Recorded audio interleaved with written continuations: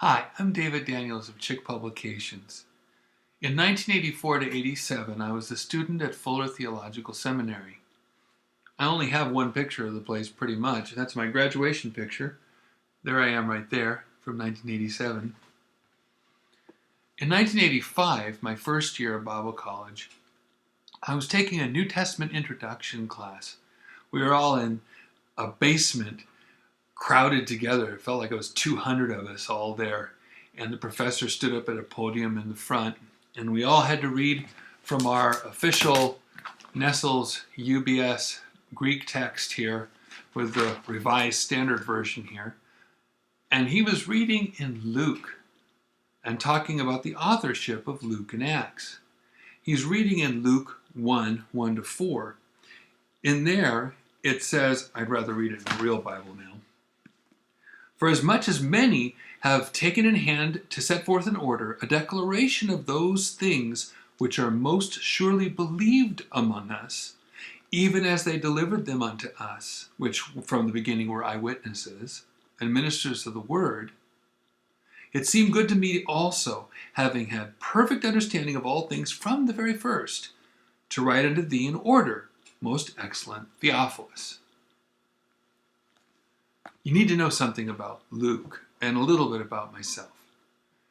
Now, I had just graduated from Pacific Christian College with my bachelor's in Bible and linguistics. I was a top Greek student, and I had taken my first summer of linguistics with SIL, part of Wycliffe Bible Translators.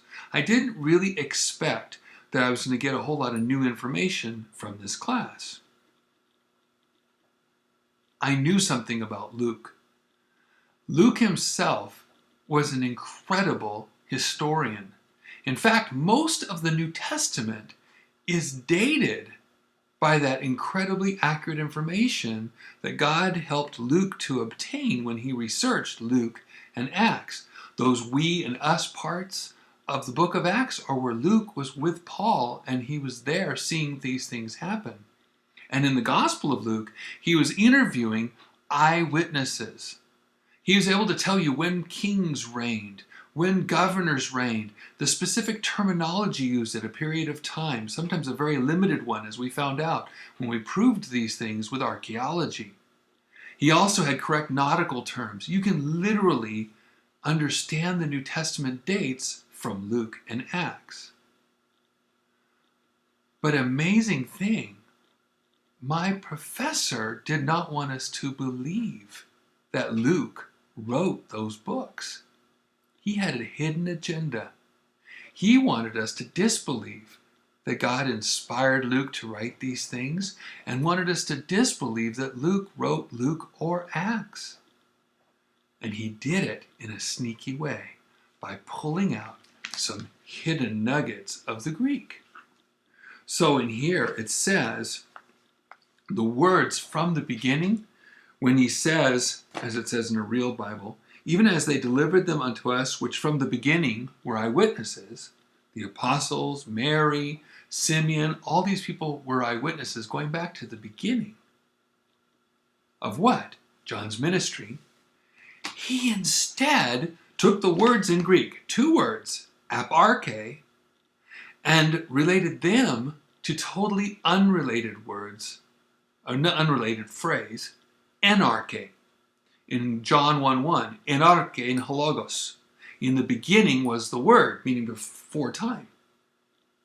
In Genesis 1:1, Bereshit bara Elohim, hashamayim ve'et haaretz. In the beginning, God created the heaven and the earth. Again, it's before time, as we know it. He related aparche from the beginning to enarche. And by doing this, he was pushing the authorship of the book. Here's how he did it. He wanted us to believe that a church committee, a religious committee, had assembled Luke and Acts 100 years later. And so he talked about aparche, meaning this is some ancient time before which this information was provided from which Luke was written. I saw what was going on. I raised my hand and I said, Dr. Martin, If we were to accept your definition of the word, then we would have to believe that you're pushing the authorship of Luke into the 2nd century. Now, I expected that the good doctor would have had an incredible compendium of information that was just for this situation, that he'd had many people asking this question, and he was ready to hear mine. Instead, he leaned over the podium, over his mic, looked at me and said, "Well, that wouldn't hurt your faith, would it?" It wasn't a matter of whether it would hurt my faith. It was a matter of whether it was true or not. It's amazing. These guys, when they want you to doubt what the scriptures say, doubt something that you can look in the rest of the Bible and you can find that fact elsewhere. Or even in the passage itself. Right here in the passage itself, it tells us what the meaning of from the beginning is. Don't believe these professors or whoever they are who try to get you to doubt by making you to find some hidden nugget in the Greek or the Hebrew. Have faith in what God has spent his time preserving. God said, "Faith cometh by hearing, and hearing by the word of God. Doubt also cometh by hearing, by accepting the word of men over the word of God." May God bless you as you read your King James Bible. Believe what it says.